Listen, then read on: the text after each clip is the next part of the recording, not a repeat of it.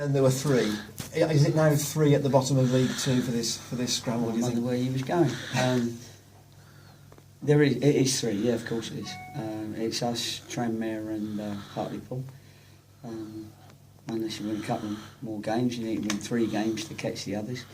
But I always felt it was 3, and at the moment, neither of those 3 teams are winning, and that's probably what's saving us at the moment, of course, because 37 points, is too low for this stage of the season, and it will be whoever goes down. It will be probably one of the lowest total points ever. So we know we've got to get. You got to get your first win first. That's what you got to get. That's the important thing. Because once you get your first win in the new regime, then you can get your second one. But it's getting that first one, and it's getting a group of lads, and you still got to have a mixture of experience and youth. You can't go with all youth, and you can't go with all young lads, and you can't go with all the more experienced ones either. And then a manager has things that he has to deal with that doesn't go out publicly, and then you have to deal with people's confidence, and really that's what we got to try and do, because I know it's a long answer to your quirky question, but the boys have got to go out and produce. That's all they got to do.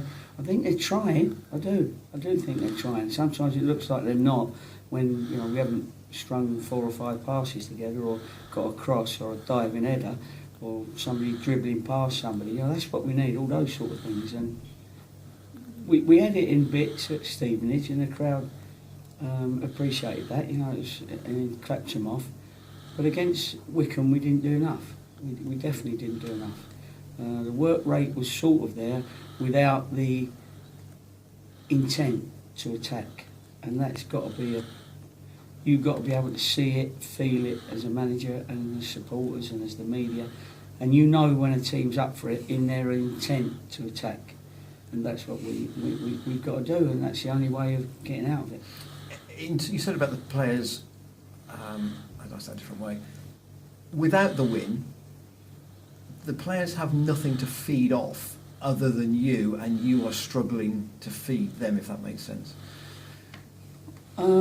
No, it don't make sense, but I'll answer it anyway. Good try.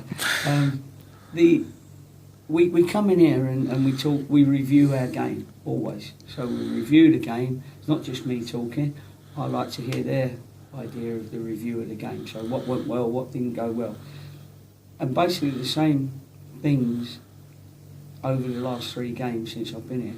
Are the things that have gone well, and there's certain things that haven't gone well, and the ones that haven't gone as well as we'd like is the quality, the goals, all the things that sort of win your football matches. But at least I'm turning their heads and making them think about the game. This has become a little bit of a classroom for us as well. So not only do we work out on the pitches as many hours as we can to make sure we save their legs still, but we come in here and try and mentally help them. So actually I think 99% of them have improved mentally, and they understand what they've got to do and what they've got to try and achieve, and I'm hoping it will come sooner rather than later. But we've been sort of, use that word again, relentless in our quest to improve the whole squad in their mentality as well as their physicality. The last thing you want in a position like this is the treatment room. Another bad question. It's another bad question. Is the treatment room filling up, and with Wes and Jordan going off on Saturday, any idea whether they'll be available for Tuesday night? Oh, no chance. I've got every idea. No chance. Wes has got a twisted ankle, and Jordan's had, he's had to have a scan, and we're really hoping for his sake that it's not as bad as it looks. So I can't see. Maybe Wes is a couple of weeks, and but I think Jordan, with touch wood, it's not too bad. But Jordan's probably out for for a little while. We haven't had no luck with that, and we also on the day had, just before the game, we had a problem with Trevor, the goalkeeper, and Gordy was a little bit jittery, ready to play, a second keeper. He's only a young lad, but he came through, but he had to kick left-footed, as you might have seen, and only on a couple of occasions did he kick right-footed. So, listen, these things happen when you're in these positions, and you learn about people. Trev came through it, pushed himself through it, which was great, and we're pleased he did. But all these little things you got to put to one side. We can't be the shrinking violets. You know, the management team, I can't. I've still got to pick the next best team without those boys that have been injured. So, Trevor, you think you can manage through for the remaining matches? Yeah, he'll be okay. It was just he was just a little bit sore. There was probably a little bit of, I think they call it DOMS, which is an ache, more so than any sort of strains or anything. You know, he's played every game, hasn't he, so far this season, and it's of course 40 odd games. You know, you only get that in England. You don't get it anywhere else in the world where you have to play that many games. But hopefully he'll play a few more and we can get a couple of wins for him. How big a puzzle does that leave you without Wes and Jordan then in terms of selection? Well, you know, somebody's disappointment is somebody else's opportunity, and you know, people have got to take that opportunity. Every single game is an opportunity for everybody. Unfortunately, some players don't always see it like that. I don't know whether they see it as a chore on occasions, but we've got to make sure that they all do their best to earn more of a career for themselves, for their families. You know, just get people proud of them again. And I'm saying that because, of course, there'll be squad players that have to come into the squad that haven't played or haven't been on the squad yet. So, in fact, I think we've just got the 18 fit now. You know, the 11 players and the 7 subs. So, but we've got to see it as an opportunity for them. They have to see it as an opportunity for themselves. So, you can't never tell at this stage who's going to actually rise above it. So you have to give eventually everybody that chance without disrupting the team every week. It's 20 years since you were at Cambridge. No time for sentiment this time, is there? No, they'll look all right. The 20 years, there's definitely no sentiment. Certainly not tomorrow. I mean, I had some great years there. We had some real top success. It was the start of my sort of career. But tomorrow, I mean, obviously 20 years ago is a long time, and I've still got fond memories there. But you know, this is a massive game for Cheltenham Town Football Club, and all my thoughts and all my energy will go into trying to get the lads over the line, over that line that we want to get up in one win, and hopefully everybody's a little bit happier. You know, at the moment it's a bit doom and gloom. However, people realise that actually we're not out of it yet. So, human nature, you know, some people at half want you to get beat, and some people are desperate for you to win. I know that, you know, most people at this football club are desperate to keep this club, regardless of human nature, in the Football League, and that's why I'm here. That's my personality, that's my character, and until it's, you know, dead and buried, I'm just going to keep pushing, shoving, kicking, fighting, punching.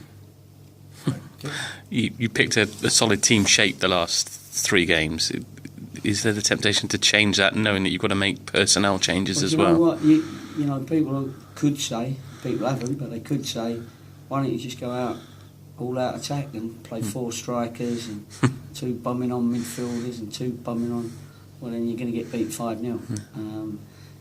And the other one thing you've always got to have in your mind, I know points are the thing, but also you've got to make sure you don't get beat a heavy score because of your goal difference. Because if we do end up on the same points as Hartlepool, then that, you know, people have stayed up on goal difference.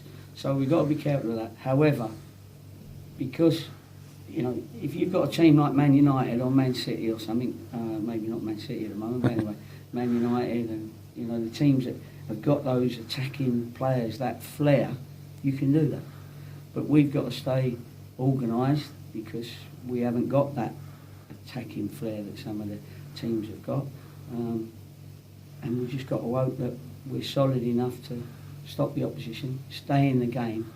We just got to take one of our chances. We took one of our chances the other day, which weren't really a chance. It was a good strike from Burrell, but the ball was in the back of our net within 90 seconds, sort of thing. So we have to be aware of that. 2 goals normally wins the game, and I keep saying to the boys, we've got to go for these 2 goals. We've been unlucky a couple of times. Shaq's goal the other day that didn't count, etc., etc. But we've got to be solid and attack. I don't think people can accuse me of defending with this group. I've not defended. We've tried to get forward. Just down to the quality when you get there and that striker who's going to pull something out of nothing. And at the moment we're mixing and matching and everybody's getting a chance, but we haven't had that striker that's on a bit of a roll of goals. Yeah, someone like Danny Haynes, who you signed for Bristol City and you sort of inherited here, came on and did that role on Saturday. He's going to have to sort of step up and do it for the last 3 games, maybe. We're all going to have to step up, honestly, and it's very difficult as a manager when you're picking a team that nobody's, a solid choice straight away. You want to go into this group games, the important ones, knowing your best 11. But who does? You could all pick a team here today and it'll be different to mine, be different to the chairman's, different to the supporters. It's just something that at the moment there's not a ready-made 11. And so I've got to keep giving people the opportunity, see who can, as I say, rise above it and who can actually produce something, affect the game. That is what we've got to look for. So if any of you think that you can affect the game, please let me know, because there's a contract waiting. Just going back to your time at Cambridge, it was one of the more famous sort of rises up the leagues in the last few years, and the old cold showers and John Beck's playing style. How much did you learn from that spell and be able to take into the rest of your career? Well, that was a fantastic time, and I learned a lot from that because we were definitely long ball, if you like, when people didn't really know what long ball was. There were long passes, but we were about an energy. And we used to talk about, we had a statistician that if you got 200 reaches, we would call them, which meant that you got into their final third, didn't matter whether you got the ball or not, you couldn't lose the game because the theory was they weren't at your end. But we had players at that time that were quality. Lee Philpott, Dion Dublin, John Taylor, Steve Claridge, Michael Cheatham, Gareth Ainsworth. We had some real top players, Liam Dace, Alan Kimball. So it was that group of players could have played any sort of football anyway. It was just that we caught teams out and we went, from the 4th division right up till the playoffs for what is now the Premiership. And actually we went in. We got to 2 FA Cup quarter-finals as well. It was 4th and 3rd division. And me and Becky decided that we wouldn't cut our hair 20 years ago, Mike. What do you look like 20 years ago? 20 years ago, we said we wouldn't cut our hair, and I don't even remember Max Wall, but that's what I looked like. And it was like a little bald patch and a long hair down here. It was ridiculous, but we wouldn't cut our hair until we got beat, and we didn't expect to get to the quarter-finals. Sort of thing. Arsenal beat us at Highbury 2-1, and Crystal Palace beat us 1-0. So, but yeah, they were great times, and I did learn a lot because there was a lot to learn from it. I then took over, and the club wanted a change of style. So it was a group of lads that we brought through the youth team and the young lads. We had to sell a lot of players, a bit like Yeovil. A lot moved on, and we couldn't keep them. So we had to bring in the youth, and they done okay, and we kept ourselves in the first division for a couple of years, and that was my first management job, if you like. Yeah. You kind of played against them very many times since, I wouldn't imagine, as a manager, given that they No, yeah. I haven't actually.